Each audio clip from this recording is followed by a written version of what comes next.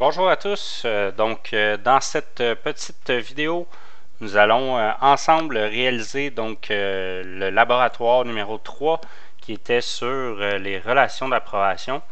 Vous avez actuellement à l'écran le laboratoire qu'on va faire. Nous avons 4 contrôleurs de domaine. En gris apparaissent les relations d'approbation prédéfinies. Donc bidirectionnelle et transitive, et ici nous avons la relation d'approbation qu'on va devoir créer manuellement.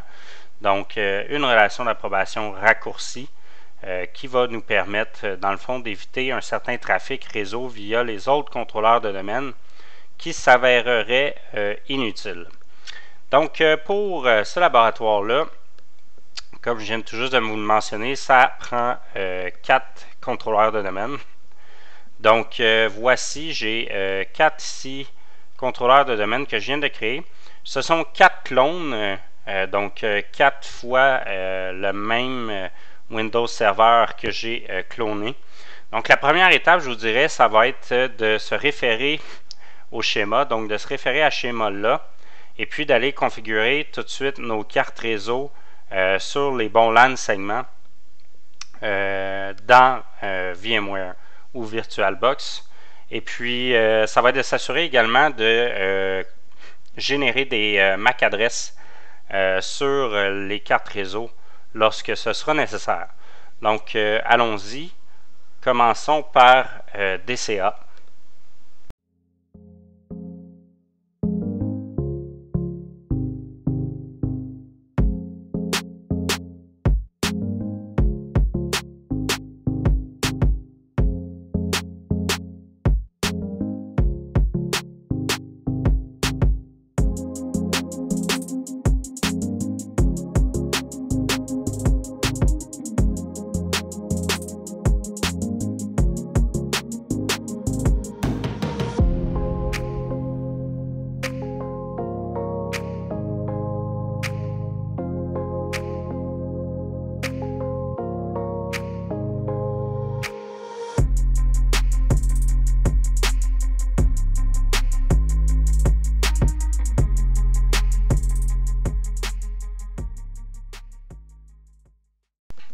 Donc voilà, j'ai été sur les 4 Windows Server et j'ai dans le fond configuré les cartes réseau en fonction du schéma ici.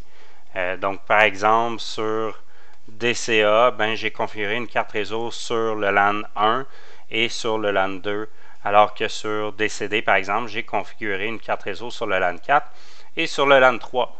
Vous aurez remarqué également que j'ai généré des MAC adresses à chaque fois pour m'assurer de ne pas avoir 2 MAC adresses identiques sur le réseau. Maintenant, deuxième point qui va être important de faire sur chacune des machines, ça sera ce qu'on appelle le sysprep. Donc le sysprep, ce qu'il permet de faire, c'est de réinitialiser les identifiants et un identifiant particulièrement qui va être très important, qui est le SID, qui est utilisé pour les objets de sécurité.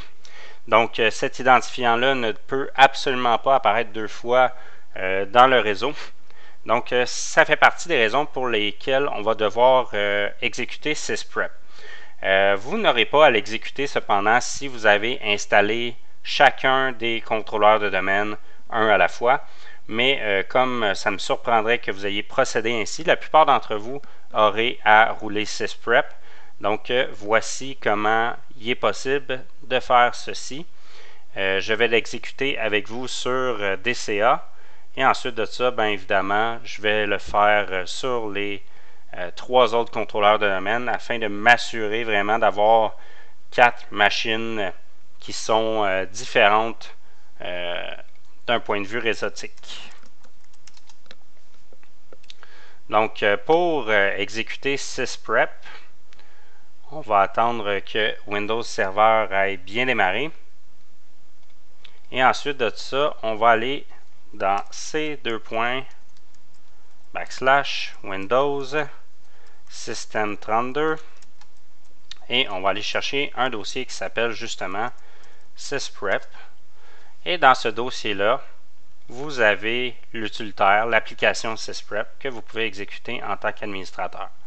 Donc, nous, ce qu'on veut, c'est généraliser la machine, donc s'assurer d'avoir un nouvel identifiant. Et vraiment, ce qu'on veut, c'est le mode Out of the Box Experience, donc vraiment avoir comme si on venait de déballer un Windows Server neuf. Donc, l'exécution n'est pas très longue. Et ensuite de ça, le serveur va redémarrer, puis on va faire la même chose sur les 3 autres contrôleurs de domaine.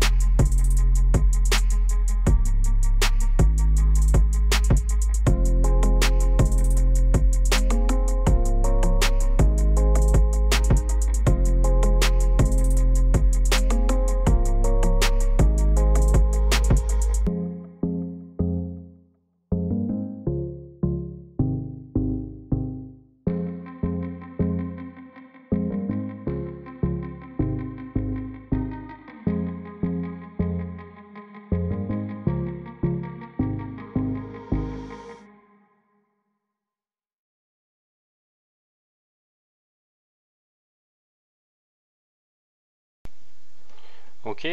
Donc, une fois que nos 4 machines ont été, dans le fond, qu'on a exécuté l'utilitaire sysprep sur chacune d'entre elles, on est prêt à aller, dans le fond, faire quelques configurations de base, c'est-à-dire, premièrement, renommer la machine. Et puis, on peut aller aussi identifier chacune des cartes réseau dans nos machines pour nous faciliter la tâche avec le travail qu'on va avoir à faire.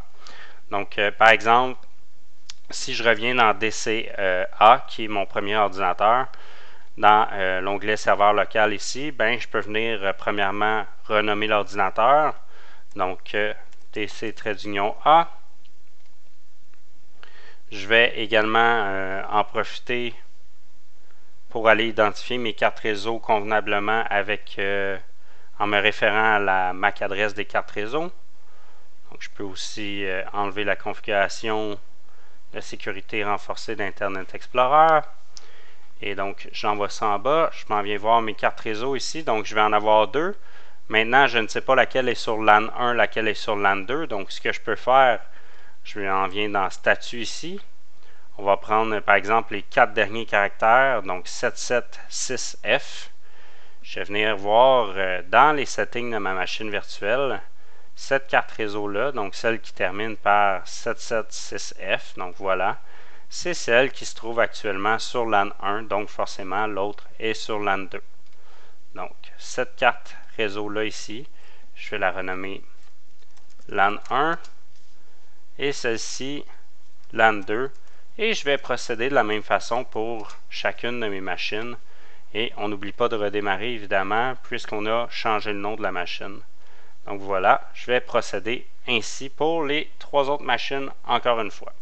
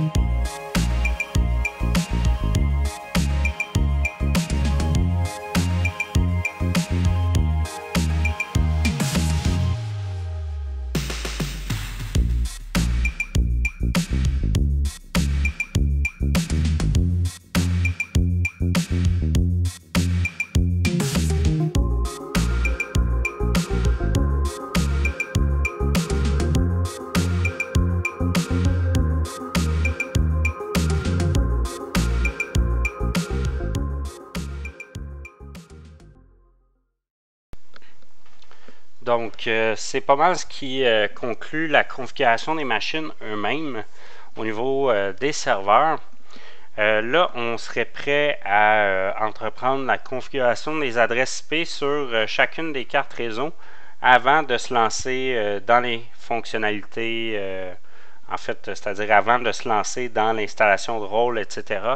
Donc, ça va être important d'aller configurer les IP convenablement sur chacune des cartes qu'on vient tout juste d'identifier. Donc, ce qu'on va faire à l'instant, donc dans DCA par exemple, on va venir voir nos cartes réseau.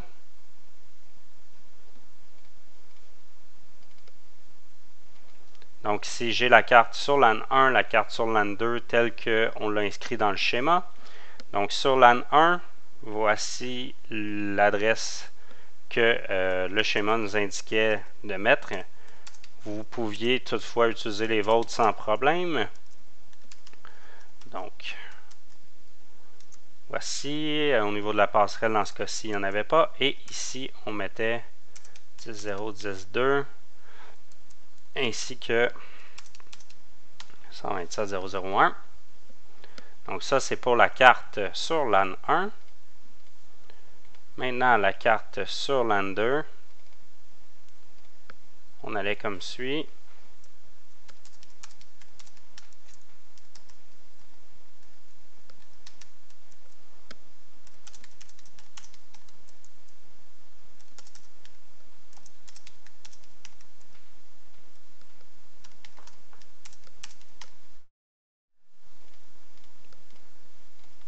Donc, on répète les mêmes étapes pour chacune des machines. Donc, allons-y.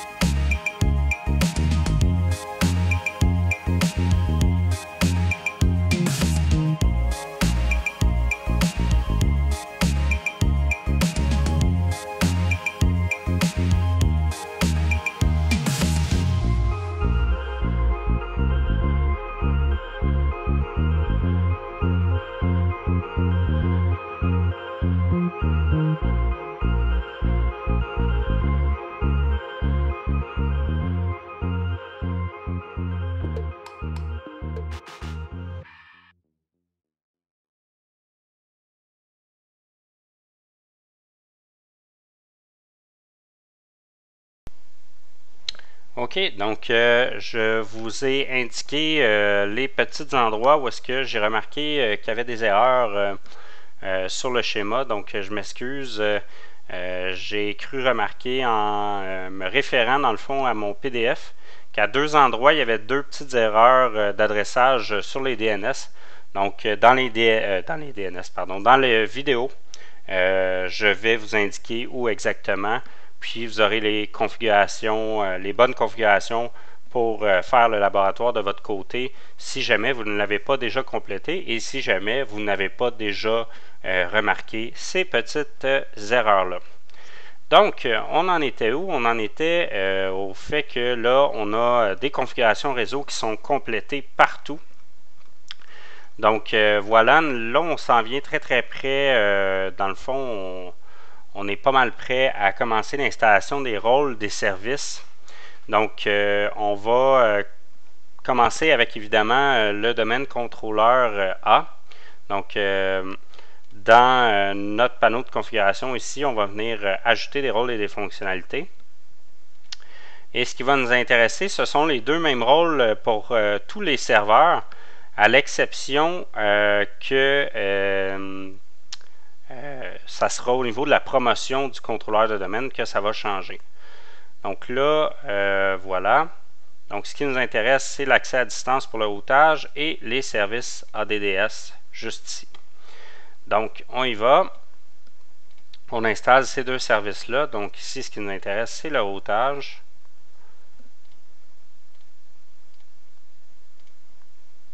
On installe. Et c'est le routage qu'on va configurer en premier. En fait, ce que je vais faire, c'est qu'on va configurer le routage sur toutes les machines, s'assurer qu'on a une communication partout qui passe, s'assurer que toutes les machines se voient entre elles. Puis ensuite de ça, on va rentrer dans la configuration vraiment d'Active Directory et ainsi de suite.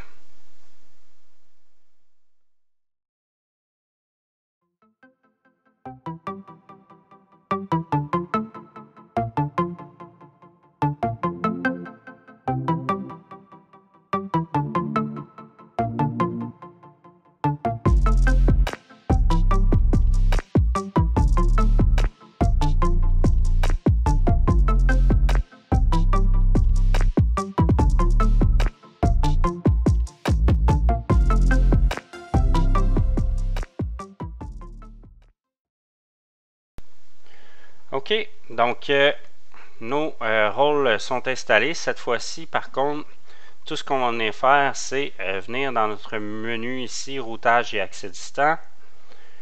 On va faire un clic droit ici, configurer et activer le routage. Et ce qui va nous intéresser, c'est une configuration personnalisée. Et on vient tout simplement cliquer sur routage réseau. Donc, dans le fond, ce qu'on veut, c'est que notre serveur puisse faire transiger les paquets qui proviennent d'une interface réseau sur une autre et vice-versa. Voilà. Je vous ai déjà parlé de cette petite erreur-là, qui n'en est pas une vraie. Je ne sais pas pourquoi que ça affiche ça, mais il n'y a absolument rien à faire dans le pare-feu. Ça fonctionne très très bien tel quel. Donc, on appuie tout simplement sur démarrer le service. Le service démarre très bien et on va voir aussi que les paquets n'ont aucune difficulté à passer à travers le pare-feu. Donc voilà, c'est fait. Maintenant, on va venir faire la même chose sur notre DCB. Donc on s'en vient installer les mêmes rôles.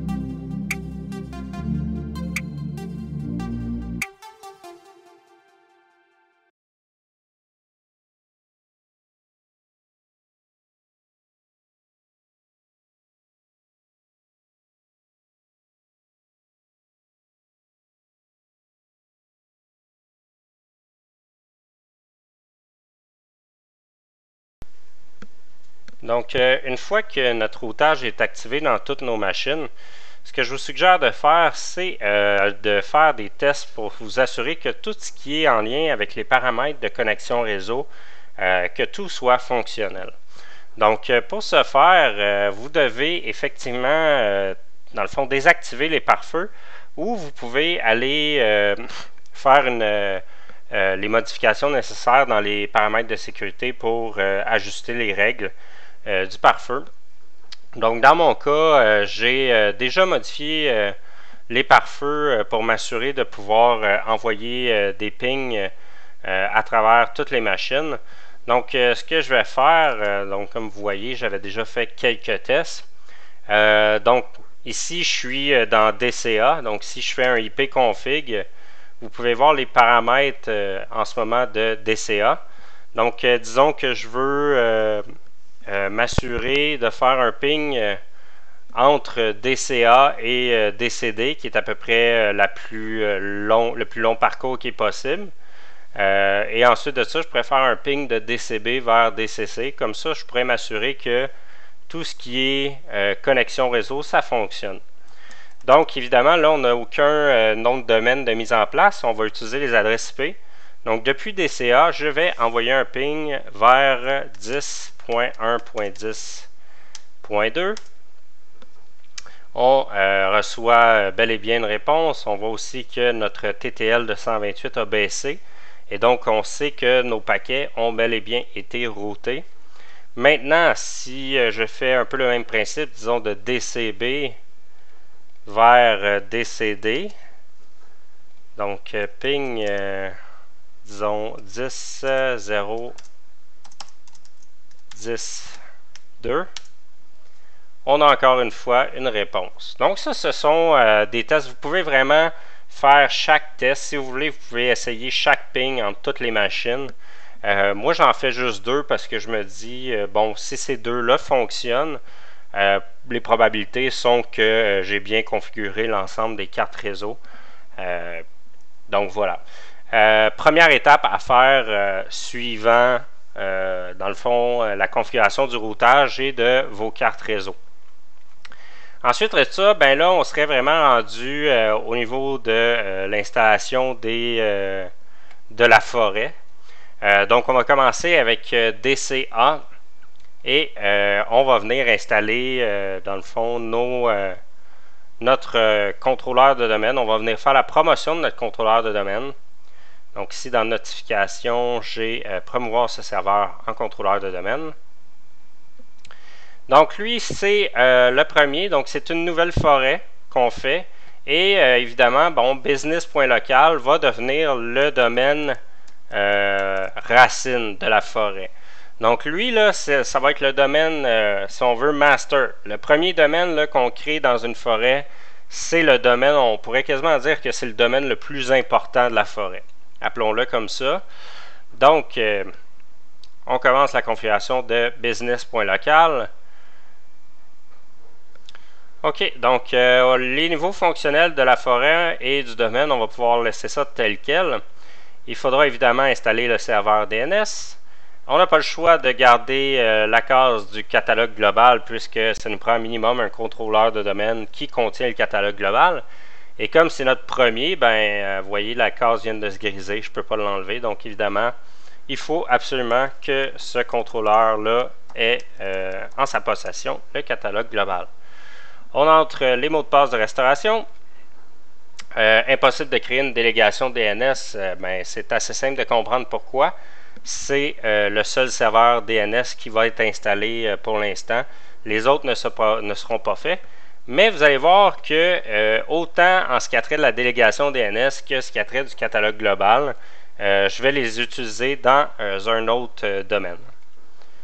Donc, au niveau des options supplémentaires, on va voir que le nom de domaine NetBIOS va se configurer par lui-même.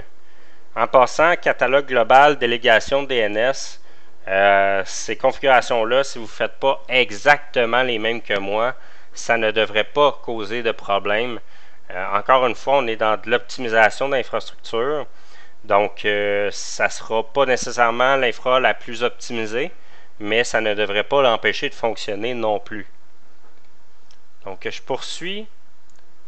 Les chemins d'accès, encore une fois, ça va rester tel quel.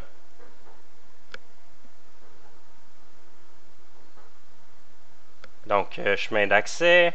On a Windows qui va nous confirmer que la configuration est valide. Et ensuite de ça, on va pouvoir procéder à l'installation. En fait, que dis-je? La promotion.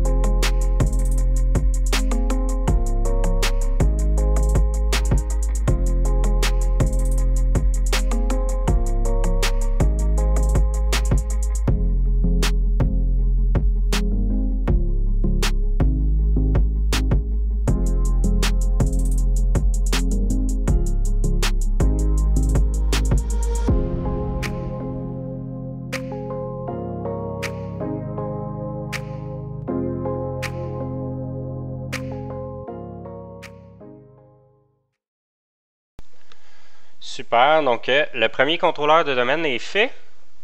Donc on a business.local maintenant qui est déjà opérationnel. Donc une fois que ce premier domaine, ce premier contrôleur de domaine-là est fonctionnel, on va ouvrir une session en tant qu'administrateur.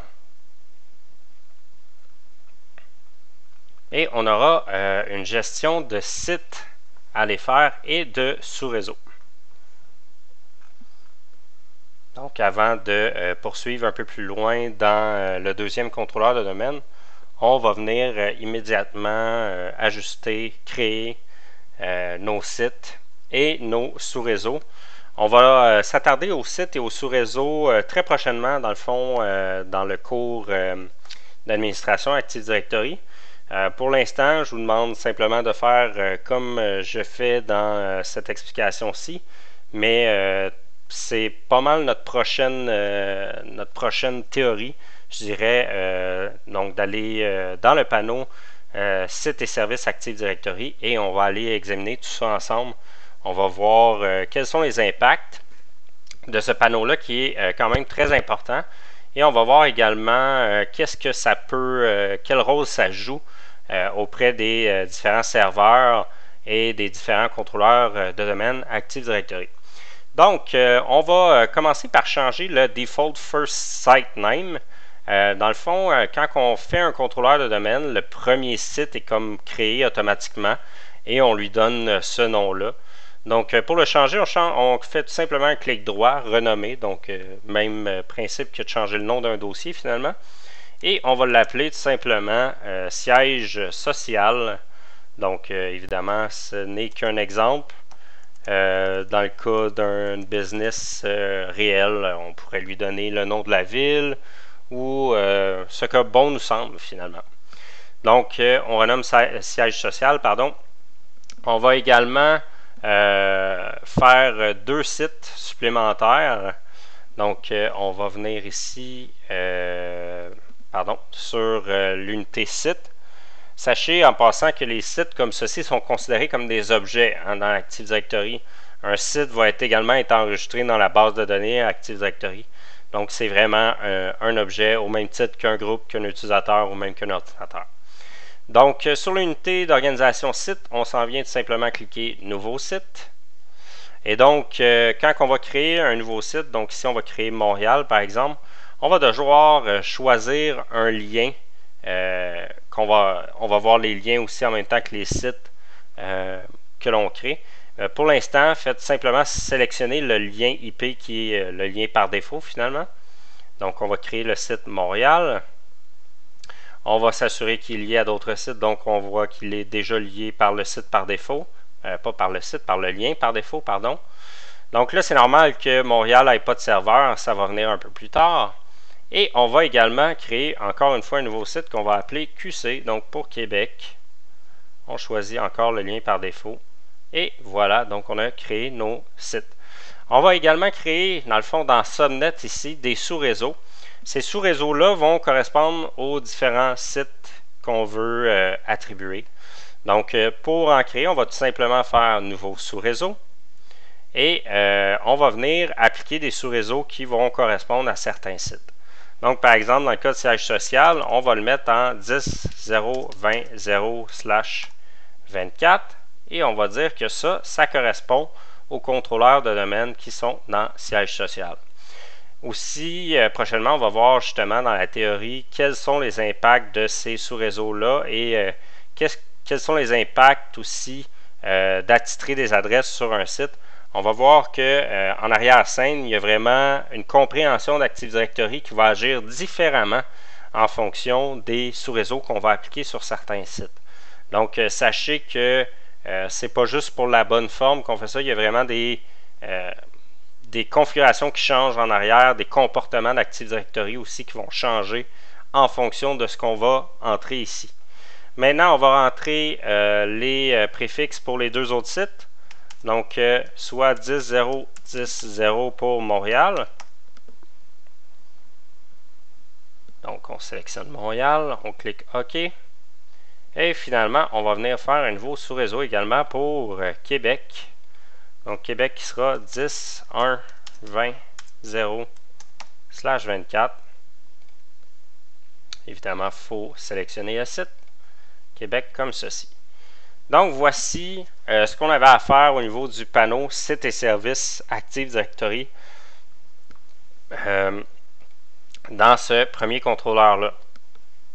Et donc maintenant, on va être prêt à aller faire notre deuxième contrôleur de domaine dans le cadre du laboratoire. Donc, moi, ce qui va m'intéresser, dans le fond, l'ordre dans lequel je l'ai fait, et c'est tout à fait facultatif de le faire dans le même ordre que moi, je vous explique simplement comment j'ai décidé de procéder. Donc là, je viens de faire celui-là ici. Je vais venir tout de suite créer compagnie.local. Donc, je vais m'attarder à DCB dans cette deuxième configuration. Donc, DCB ici. Je m'en viens agrandir ça. On veut ajouter des rôles et des fonctionnalités encore une fois. Je pense que vous commencez à connaître un peu le principe. Cette fois-ci, par exemple, au niveau de la promotion, oups, pardon, c'est pas vrai, c'est pas dans ajouter des rôles, c'est promouvoir ce serveur en contrôleur de domaine. Je m'excuse. Et donc, c'est ici qu'on va avoir un changement à faire. Donc, ce qui nous intéresse, nous, c'est pas ajouter un contrôleur de domaine à un domaine existant, puisqu'on veut carrément faire un nouveau domaine. Donc, ce qu'on veut, c'est justement ajouter un nouveau domaine dans une forêt qui est déjà existante. Donc, on sélectionne cette option-là. Maintenant, au niveau du type de domaine, on en aura deux. On a domaine de l'arborescence et domaine enfant. Évidemment, domaine de l'arborescence, ce sont des domaines de niveau, je dirais, supérieur. Donc, qui vont s'arrêter à un nom, point suffixe. Donc, business.local, c'est un domaine de racine, arborescence. De même que compagnie.local. Alors que quand on parle de montréal.business.local, ben Montréal est un domaine enfant de business.local. De même que QC, donc Québec, est un domaine enfant de compagnie.local. Donc, faites attention, c'est pas la même chose et il faut choisir la bonne option en fonction de ce qu'on veut faire. Donc, pour compagnie.local, ce que je désire faire, c'est vraiment un domaine que je veux ajouter à la racine de l'arborescence. Donc, domaine de l'arborescence, c'est un domaine supplémentaire et non pas le domaine enfant d'un domaine déjà existant. Donc, le nom de la forêt, ça sera business.local. Donc, le nom de la forêt, c'est toujours le premier domaine qu'on a créé finalement. Donc, c'est ce qu'il faut comprendre. Et le nouveau domaine qu'on veut créer, ben, c'est compagnie.local comme suit. Maintenant, il va falloir fournir des identifiants. Pourquoi fournir des identifiants? Ben, n'oubliez pas qu'on est déjà dans une forêt existante. Donc, Active Directory sait qu'il y a déjà au moins un domaine et qu'il y a déjà un contrôleur de domaine sur place et qui ne fait pas ce que bon lui semble dans un domaine et dans une forêt. Donc, voilà, on va devoir entrer des informations d'identification qui vont correspondre à des informations du domaine principal. Donc, ici, il y a deux choix. Soit qu'on peut rentrer le nom de NetBIOS, donc business, comme ceci, administrateur. Donc, on a besoin d'un compte, justement, administrateur. Et comme on n'a pas fait de compte, mais on utilise le compte qui est préfet administrateur. Ou on peut tout simplement entrer administrateur comme ceci à commercial business.local. Donc, ce sont les deux méthodes qu'on peut écrire le nom d'utilisateur. Maintenant, on rentre le mot de passe. Et donc, voilà, les informations sont ajoutées ici. On clique sur suivant.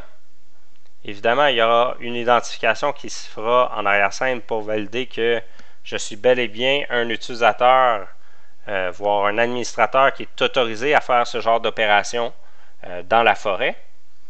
Donc, vous voyez comment tout est contrôlé. Hein? Le niveau de sécurité avec Active Directory, il est très intéressant. Vraiment, chaque action, chaque opération qui va avoir une incidence sur une forêt ou sur un domaine de la forêt va devoir être légiférée et identifiée. OK, donc voilà, on a passé à l'étape suivante. Donc, on va regarder Le niveau fonctionnel du domaine qu'on veut mettre en place, on ne le touche pas encore. Et vous voyez, bon, ça charge encore. On est encore en train de charger de l'information en arrière. Mais évidemment, il faudra encore une fois installer le serveur DNS puisqu'on n'en a pas sur le serveur actuel et aussitôt qu'on parle de domaine, ça en prend un.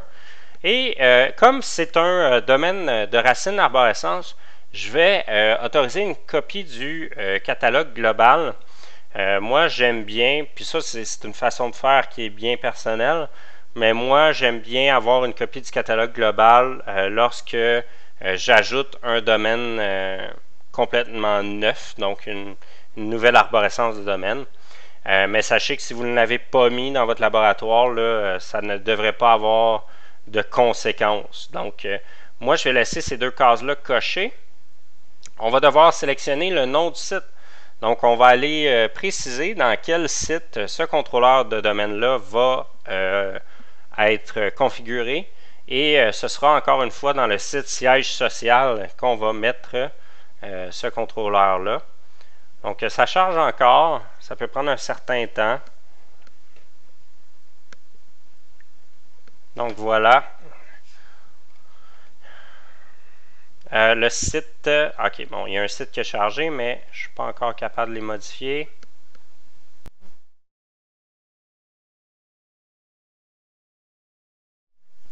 Ok, super. Donc, cette fois-ci, je viens sélectionner siège social et j'entre password comme ceci. Donc, on est prêt à poursuivre.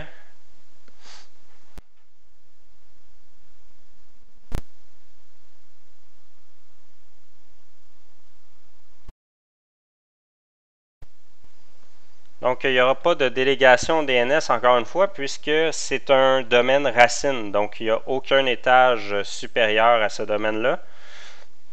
Donc, mais par contre, on va voir tantôt quand on va créer des domaines enfants que là, ça devient intéressant de créer des délégations DNS.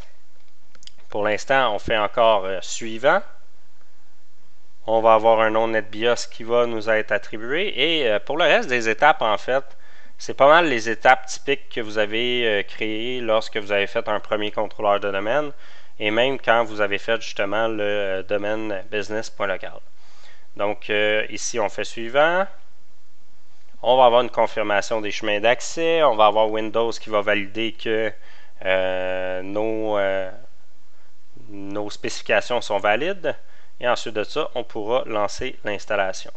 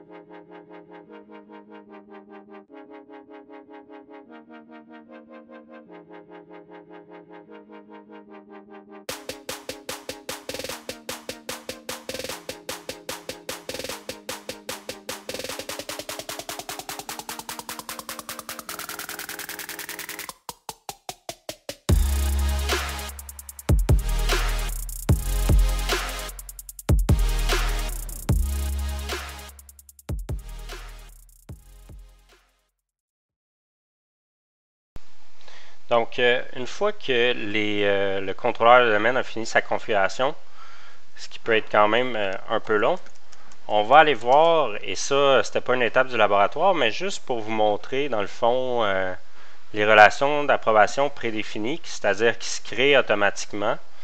Vous pouvez aller la voir soit dans DCA, soit dans DCB, mais je vais vous montrer directement, dans le fond, que la relation entre ces deux-là, donc cette flèche grise-là, elle se crée de manière tout à fait automatique.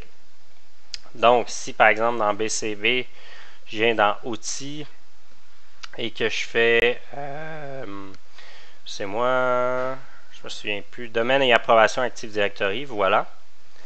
Donc, on va voir qu'on voit mes deux domaines qui sont bel et bien là. Si je fais un clic droit et que je m'en viens dans les propriétés, on va avoir un onglet qui va s'appeler approbation et on voit que notre approbation s'est bien créée. Donc ici, ce sont les approbations sortantes et entrantes. Donc c'est une bidirectionnelle, évidemment.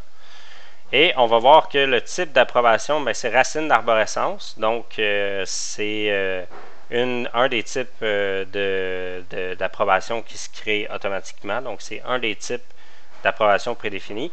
Et on voit que c'est transitif. Donc ça, j'ai absolument rien fait pour ça.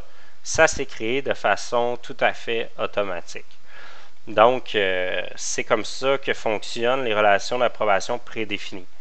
Maintenant, on va aller voir DCC. Donc, sur le schéma DCC, ça se trouve être Montréal. Donc, celui-là ici, on va aller le promouvoir. Donc, montréal.business.local. On va procéder un peu de la même façon, mais il y a quand même des options qui vont être différentes. Donc, si je m'en viens faire la promotion, encore une fois, ce que je veux, c'est ajouter un nouveau domaine à une forêt existante. Cette fois-ci, c'est effectivement bel et bien un domaine enfant, mais on va avoir plus qu'un domaine maintenant qui va apparaître puisque compagnie.local a été créé.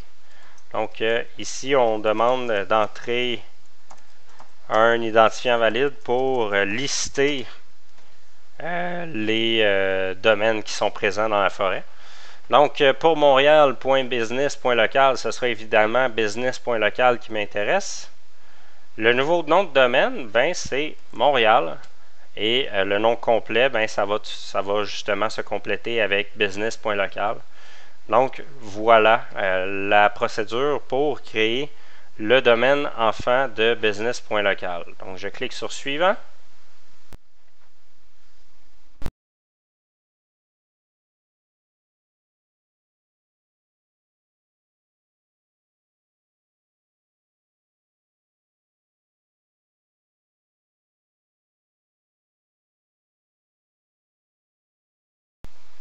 Donc, cette fois-ci, on va venir sélectionner effectivement MTL comme nom du site. Donc, vous voyez que Windows a quand même détecté un point commun entre notre nouveau domaine et le nom du site. Donc, il s'est dit que ça doit effectivement être un contrôleur de domaine qui est à Montréal, ce qui est le cas. Cette fois-ci, par exemple, je ne veux pas de catalogue global parce que, premièrement, ça prend assez de temps faire le transfert du catalogue global au complet, mais aussi parce que son domaine parent a déjà une copie du catalogue global. Donc, je n'ai pas besoin d'en faire une copie. Puis, dans les circonstances, ça reste quand même un laboratoire. Il faut comprendre que dans la vraie vie, on pourrait peut-être y songer, dépendamment de la distance vraiment entre les deux sites. Mais ici, c'est vraiment un laboratoire de machines virtuelles. Donc, j'ai enlevé le catalogue global. Je garde le serveur DNS. En fait, j'ai absolument besoin du serveur DNS. Et je fais j'entre, c'est-à-dire mon mot de passe de restauration. Cette fois-ci, on va nous demander de regarder si on veut faire une délégation. Et là, ça devient intéressant parce que dans le fond, la délégation qui serait possible de faire, c'est de dire à business.local, hey, tout ce qui concerne montréal.business.local, redirige les requêtes ici, tu n'as pas besoin de t'en occuper, il y a déjà un serveur DNS ici qui va s'en occuper. Donc, dans le fond, on se trouve à décharger le travail de ce serveur-là en créant une délégation. Un peu comme vous avez fait dans le laboratoire 2, justement. Donc oui, je vais laisser cocher créer la délégation. Et évidemment, pour octroyer ce droit-là, ça prend un compte qui est autorisé. Donc je fais suivant. Et ensuite de ça, ben, le reste des options, ce sont les options auxquelles vous êtes habitué à chaque fois que vous créez, dans le fond, un nouveau, ben, pas que vous créez, mais que vous faites la promotion d'un nouveau contrôleur de domaine. Donc, nom de domaine NetBIOS, les chemins d'accès, on vérifie encore une fois que toutes les options sont valides. Et ensuite de ça, ben, on procède à l'installation qui demande un certain temps, mais cette fois-ci, comme on n'a pas de copie de catalogue global à faire en entier, ça devrait être légèrement plus rapide que lorsqu'on a fait compagnie.local. Donc, suivant, on va aller voir les chemins d'accès. Donc, les chemins d'accès sont valides. On examine les options sont les bonnes. Et on fait suivant et on va cliquer sur installer. Donc, passons en mode fast forward.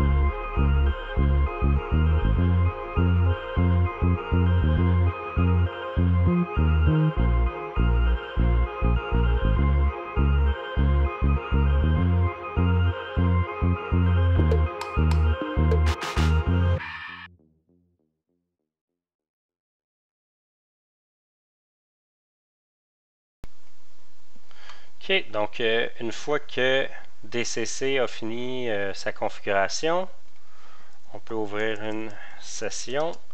Et là encore, on va être en mesure également d'aller voir l'approbation prédéfinie qui s'est créée. Mais cette fois-ci, elle va s'être créée entre business.local et montréal.business.local. On va voir aussi que ça va être une bidirectionnelle transitive, mais le type de relation va être maintenant parent-enfant. Donc, si je m'en viens voir mes domaines ici, on voit que j'ai montréal.business.local. Donc, si je m'en viens dans propriété, dans les approbations, ben, cette fois-ci, on a une approbation avec le parent qui s'est créé de manière automatique. Donc, finalement, il va nous rester la configuration de DCC. DCC qui va être promu pour contrôler le domaine qc.compagnie.local. Donc, on s'en vient faire la promotion du contrôleur de domaine. Et cette fois-ci, ça va être encore un nouveau domaine à une forêt existante. C'est encore une fois un domaine enfant, mais cette fois-ci, ce sera sous le domaine compagnie.local. Et là, pour l'identification, ça va toujours être une identification sur business. N'oubliez pas que business.local, c'est le... Excusez, j'ai oublié un i ici. Donc, n'oubliez pas que business, ça se trouve à être le domaine racine de la forêt. Donc, l'administrateur de business, c'est l'administrateur des administrateurs, si on veut. C'est le kingpin. Donc, on a une récupération des domaines de la forêt qui est en train de se faire. Et là, cette fois-ci, je vais venir chercher compagnie.local, qui est le domaine qui m'intéresse, puisque c'est un sous-domaine de ce domaine-là que je veux faire. Et ce sera tout simplement QC, donc pour un FQDN de qc.compagnie.local. Donc voilà, on est déjà à la page suivante. Cette fois-ci, je ne veux toujours pas de catalogue global puisque mon domaine parent en a déjà une copie. Le site, c'est déjà configuré par lui-même grâce au nom de domaine. On va mettre notre mot de passe de restauration usuel, donc password, suivant. Je vais encore une fois créer une délégation DNS, donc on se le rappelle.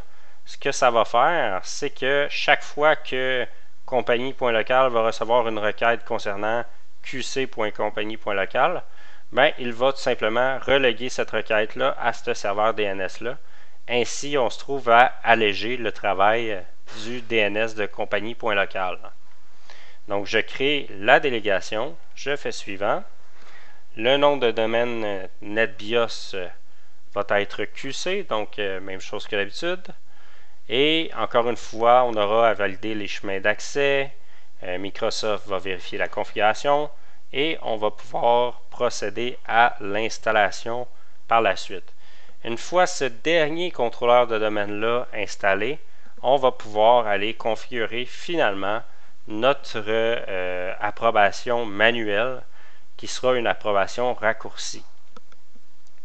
Donc, suivant, une fois la vérification effectuée et terminée, on pourra installer.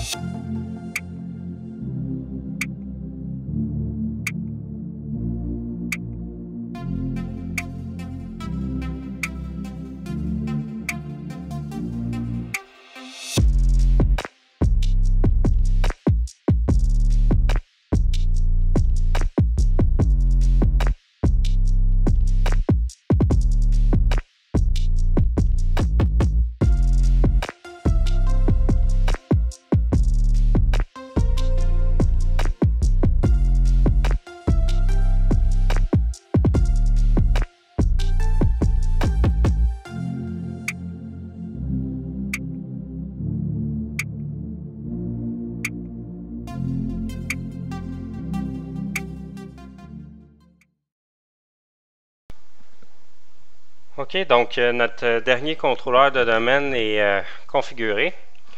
Donc, deux choses qu'on va aller valider. La première, c'est la relation d'approbation prédéfinie, donc celle qui s'est créée de manière automatique avec DCB, soit compagnie.local. Et donc ça devrait conclure au niveau de toutes nos relations d'approbation qui sont prédéfinies. Donc si je m'en viens ici, donc là, à partir d'ici, on va être en mesure de voir, donc ça c'est l'ensemble de notre forêt. On a tous nos domaines et nos sous-domaines. Donc à partir d'ici, si je viens voir compagnie.local, propriété, en fait qc.compagnie.local, et que je viens voir les propriétés, je devrais être à même de voir la relation donc qui est prédéfinie avec compagnie.local. Donc à l'heure actuelle, nos 4 contrôleurs de domaine sont en place, nos domaines et nos sous-domaines également, et les flèches grises, donc nos relations d'approbation, ont tous été créés. Maintenant, ce qu'il nous reste à faire, c'est l'étape finale, c'est l'approbation manuelle entre montréal.business.local et qc.compagnie.local. Parce qu'à l'heure actuelle, même s'il y a un lien physique entre les 2 contrôleurs de domaine, au niveau des approbations, si j'avais un utilisateur ici qui devait aller utiliser des ressources de qc.compagnie.local, on n'aurait pas le choix de passer par ici parce que chacune des approbations se verrait utilisée pour valider que notre utilisateur a bel et bien le droit d'aller utiliser des ressources ici. Donc, ce qui se passe, c'est que pour utiliser une ressource-là, je m'en viens utiliser des ressources informationnelles comme les serveurs, donc je m'en viens utiliser du temps serveur, je m'en viens utiliser de la bande passante également entre les 2 serveurs. Donc, je m'en viens utiliser beaucoup de ressources qui, finalement, pourraient être évitées en passant simplement par ici. Donc, c'est pour ça qu'on va créer une relation d'approbation raccourcie. C'est que maintenant, comme on a un lien physique ici, mais ce qu'on veut faire, c'est l'exploiter au maximum, surtout lorsqu'on peut éviter d'avoir à utiliser tout le reste des ressources. Donc, le but de faire une relation d'approbation raccourcie dans ce cas-ci précisément, c'est vraiment d'optimiser notre réseau et d'éviter d'aller occuper des serveurs qui n'ont pas besoin d'être occupés. Donc, ce qu'on va faire, c'est qu'on va cliquer sur « Nouvelle approbation » et on a un assistant qui va démarrer comme ceci. Donc, on fait suivant. Maintenant, on nous demande d'entrer le nom d'un domaine, d'une forêt ou d'un domaine pour cette approbation. Donc, c'est vraiment le nom de l'approbation. Ce qu'on va faire, c'est qu'on va l'appeler, par exemple, là, on est dans Québec. Donc, ce qu'on va faire, c'est qu'on va l'appeler Montréal. Montréal.business.local. Donc, c'est l'approbation qu'on va créer. On fait suivant. Donc, quel genre d'approbation? Est-ce qu'on veut un sens unique ou on veut bidirectionnel? Donc, ce qui nous intéresse, c'est vraiment de la bidirection. On veut que autant les utilisateurs de ce côté-là que les utilisateurs de ce côté-là puissent aller d'un côté comme de l'autre. Donc, c'est vraiment de la bidirectionnelle. Donc, on fait bidirectionnel. Maintenant, cette approbation-là, on veut la créer dans ce contrôleur de domaine-là, mais on va devoir créer la même approbation dans le contrôleur montréal.business.local. Donc, on veut que autant l'approbation soit existante là que dans le contrôleur de Montréal. Fait qu'on va faire ce domaine et le domaine spécifié. Et maintenant, ce qu'on fait, c'est qu'on doit aller chercher un utilisateur qui a autorité dans le domaine montréal.business.local. Donc, ce qu'on va faire, c'est qu'on va tout simplement venir utiliser le compte administrateur, puisque de toute façon, on n'a pas créé d'utilisateur. On va y venir très rapidement, par exemple. Donc, maintenant, on va créer cette approbation-là dans qc.compagnie.local ainsi que dans montréal.business.local. C'est une approbation qui est bidirectionnelle et le type, c'est une approbation qui est raccourcie puisque Microsoft a détecté que déjà on avait les approbations nécessaires, mais on passait par d'autres contrôleurs de domaine. Donc là, Microsoft se rend bien compte qu'on se fait un raccourci afin d'éviter d'utiliser des serveurs qu'on pourrait laisser en paix et faire d'autres tâches. Donc voilà, on fait suivant et on est prêt à créer cette dans le fond cette approbation-là. Donc oui, on confirme pour l'approbation entrante et sortante, donc on veut vraiment les deux. Suivant. Donc on confirme. On pourrait confirmer pour les deux. Je ne sais pas pourquoi il nous demande de le faire séparément. Et c'est terminé. Donc, on voit maintenant qu'on a bel et bien une nouvelle approbation. C'est un type qui est raccourci.